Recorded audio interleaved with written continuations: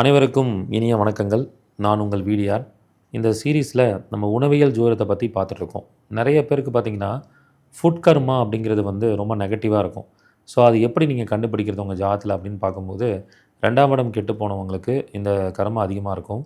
உணவு தொழில் செய்கிறவங்கள கேவலமாக பேசுகிறது, நமக்கு உணவு சர்வ் பண்ணக்கூடிய அந்த சர்வர்ஸ் இருப்பாங்க, அவங்களுக்கு டிப்ஸ் கொடுக்காம அவங்க மனசை காயப்படுத்துறது, அவங்க ஏதாவது ஒரு தப்பாக ஒரு ஆர்டரை கொண்டு வந்திருப்பாங்க, அவங்கள பிடிச்சி திட்டுறது, இந்த மாதிரி இருக்கிறவங்களுக்குலாம் ஃபுட் கர்மா அதிகமாக இருக்கும். அவங்களுக்கு என்ன நடக்கும்னா, எந்த ஃபுட்டு சாப்பிட்டாலும் அடிக்கடி லூஸ் மோஷன் போய் ஃபுட் பாய்சன் வரும்.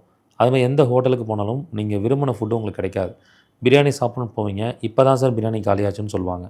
அப்போ உணவு சார்ந்த விஷயத்தில் உங்களுக்கு சாட்டிஸ்ஃபேக்ஷனே இருக்காது. டைமுக்கு சாப்பிட முடியாது.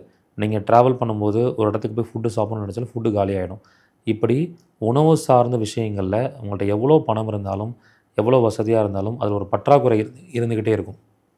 இதுக்கு சிறப்பான பரிகாரம் என்னென்னா, அன்னபூரணி வழிபாடு பண்ணுறது சிறப்பு. காசிக்கு போகும்போது அன்னபூரணி வழிபாடு பண்ணிவிட்டு, அங்கே கொடுக்குற அரிசியை கொண்டு வீட்டில் சமைச்சு சாப்பிடுங்க. அதே மாதிரி ஹோட்டலுக்கு போகும்போது அங்கே இருக்கக்கூடிய சர்வருக்கு நிறைய டிப்ஸ் கொடுத்துடுவாங்க. இப்படி செய்யும்போது அந்த உணவு சார்ந்த ஃபுட் கர்மா நம்ம வாழ்க்கையில் குறையும். இப்படி நிறைய சிறப்பம்சங்கள் வாய்ந்த முக்கியமான பாடத்திட்டங்களுடைய கருத்துக்களாக உணவியல் ஜோதிடம் அப்படிங்கிற வகுப்பு எடுக்க போகிறேன்.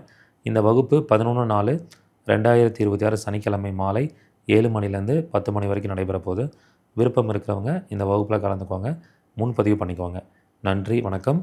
வாழ்க வளமுடன்.